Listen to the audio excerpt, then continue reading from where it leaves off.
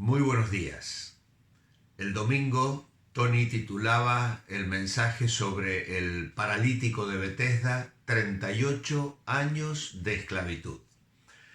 Tenemos que recordar que estos títulos que aparecen en las versiones de las Biblias, como la Reina Valera 60, no son títulos inspirados por Dios, son divisiones que los hombres han utilizado para describir los párrafos y también para que podamos encontrar de una manera más dinámica los capítulos y los versículos y los párrafos en los que deseamos meditar en la palabra de Dios.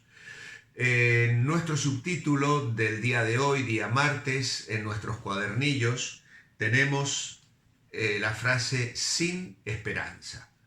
Nosotros, para nuestro devocional, le vamos a titular el remedio de la ley.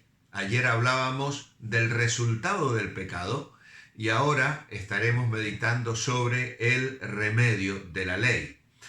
La idea principal de esta semana es que Jesús es el Hijo de Dios, el único que puede traer salvación completa al ser humano. Por nuestros propios medios nunca podremos ser libres de la esclavitud del pecado. Por lo tanto, el remedio que la ley quiere ofrecer al resultado del pecado, obviamente nos deja sin esperanza, como el subtítulo que tenemos en nuestro cuadernillo. Los dos primeros milagros fueron privados, fueron hechos allí en Caná de Galilea y en Capernaum a la distancia, pero este es un milagro público y además el Señor lo hace en un día de reposo. Por esto es que aquí se nos va a relatar el inicio de la persecución oficial contra el Salvador.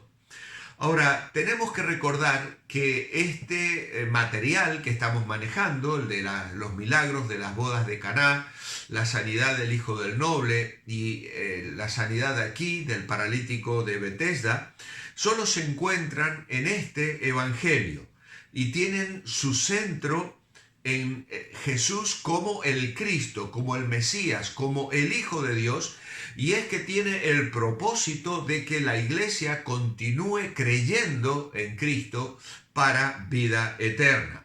Los milagros que solo se encuentran en el Evangelio de Juan apuntan al poder divino del Señor Jesucristo. En consecuencia, el hijo del noble es curado a distancia, a cerca de 30 kilómetros. El hombre de Betesda había estado enfermo durante 38 años.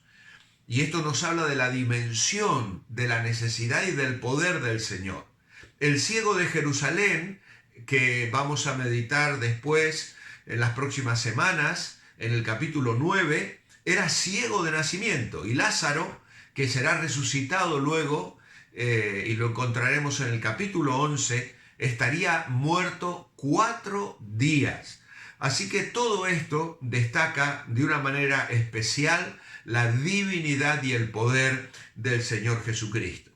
Ahora, algunos comentaristas apuntan a que el texto no señala realmente cuál era la enfermedad del hombre que yacía allí en su lecho y que había acudido, no podemos decir que los 38 años los pasó en el estanque de Betesda, pero que llevaba 38 años enfermos y seguramente muchísimas veces había llegado hasta ese lugar con la esperanza de que la expectativa de ser sanado por el movimiento del agua en esas aguas curativas se pudiera efectuar en él.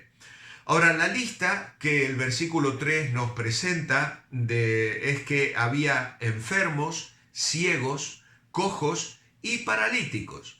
Y en los versículos 5 y 7, la palabra que Juan usa hace referencia al primer tipo de enfermos, o como decíamos ayer, aquellos que están tullidos, secos. No usa la palabra paralítico como para referirse a este hombre, como lo había hecho para hablar de los discapacitados en general que había en aquel lugar. Podemos pensar que la enfermedad de este hombre lo había mantenido 38 años postrado en su lecho y aunque no fuera una parálisis, sí que le impedía moverse con facilidad, de modo tal que nunca encontraba la prioridad para sumergirse en las aguas y obtener aquella sanidad. Por lo tanto, había perdido toda esperanza de ser curado. Tantos años, tanta soledad, tantas expectativas rotas.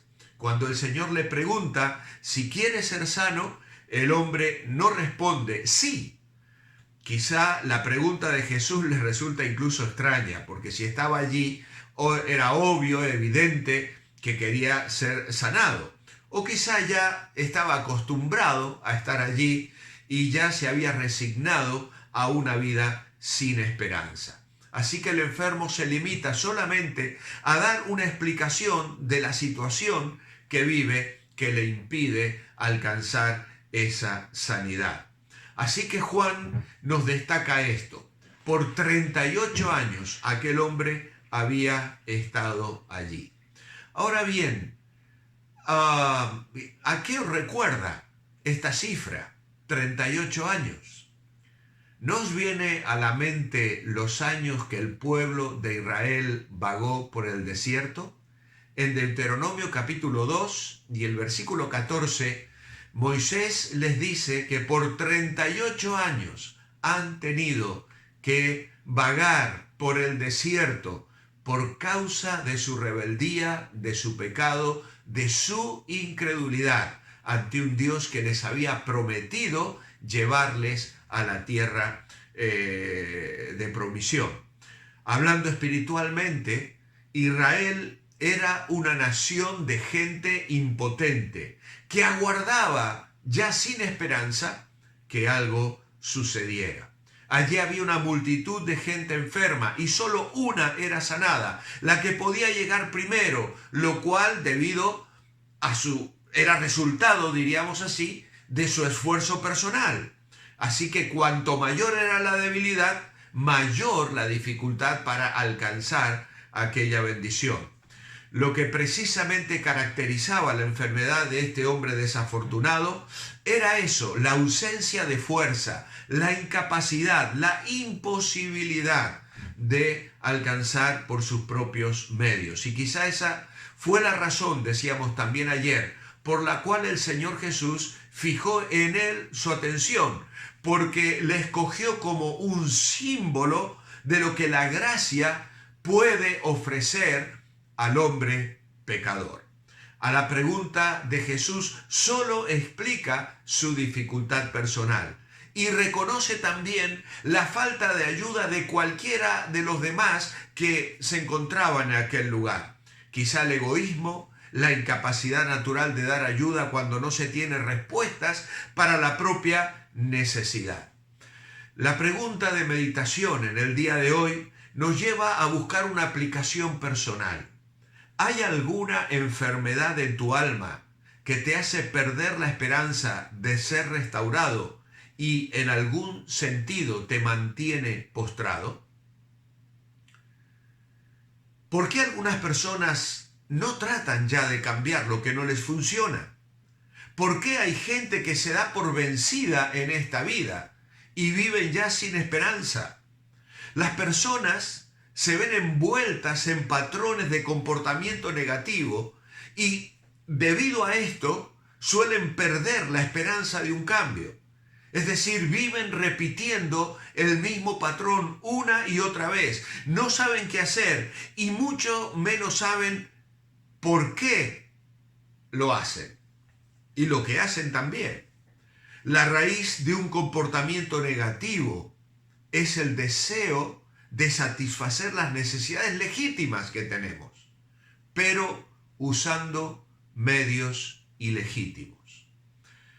Mucha gente asume que está enredada en un dilema destinado al fracaso del cual no pueden escapar. Esto ha sido siempre así. Llevo luchando con esta situación, con esta parte de mi carácter, con estos miedos, con estas cadenas que me tienen ya tan harto, tan cansado, no logro encontrar una solución, una respuesta. Y es porque he nacido así, es porque mis padres me formaron así, es porque las circunstancias de mi vida. y a veces incluso recurren a los remedios que el mundo ofrece. Así como Israel había recurrido a la ley de aquellos fariseos que habrían de convertirse en los enemigos de Jesús, seguían insistiendo en usar un remedio que no traía satisfacción, ni salvación, ni vida eterna. Dios usa nuestras necesidades para llevarnos a una mayor dependencia de Él, para que aprendamos a confiar en Cristo, para que podamos entender que es Él quien puede suplir todas nuestras necesidades. El Señor puede rodearme de gente positiva que me ayude y de circunstancias, incluso tiempos de bendición en mi vida, pero en última instancia, solamente Dios puede satisfacer todas las necesidades de mi corazón. Hay una maravillosa promesa en Isaías capítulo 58 y versículo 11. Jehová te pastoreará siempre, y en la sequía saciará tu alma, y dará vigor a tus huesos, y serás como huerto de riego, y como manantial de aguas, cuyas aguas nunca faltan.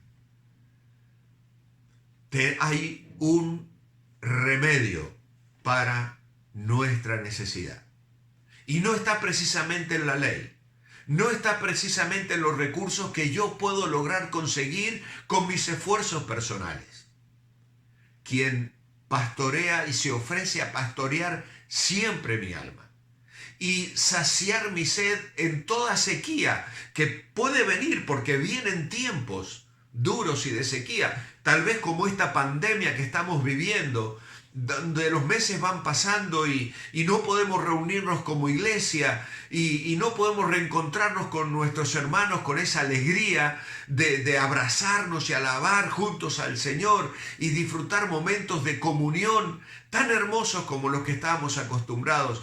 Esto muchas veces nos desanima. Sin embargo, hay un Señor que se ofrece a ser nuestro pastor, a saciar nuestra alma en las sequías, a dar vigor a nuestros huesos. Y no solo eso, la promesa es: serás como huerto de riego y como manantial de aguas, cuyas aguas nunca faltan. Así que no solo en el Señor podemos encontrar la satisfacción y solventar las necesidades que nuestra vida tiene, sino que además podemos ser una fuente de bendición, un huerto en el que crecen frutos de los cuales se alimentan aquellos que nos rodean, nuestra familia, nuestros hermanos en Cristo, aún los que no conocen al Señor. En esta mañana, mi oración escrita es la siguiente: amado Padre, gracias te doy por hacerme saber que tú ofreces verdadera sanidad, que puedes curar mis heridas, aun cuando lleven mucho tiempo causando dolor. Gracias porque en ti hay esperanza. Gracias porque prometes ocuparte siempre de mí y saciar mi sed y darme la fuerza necesaria para vivir y para bendecir a otros también. En el nombre de Jesús. Amén. Te invito a que mires en la descripción de este vídeo esta mañana y puedas ir a la canción de adoración y de alabanza con la que te animo hoy a terminar este tiempo devocional en comunión con el Señor.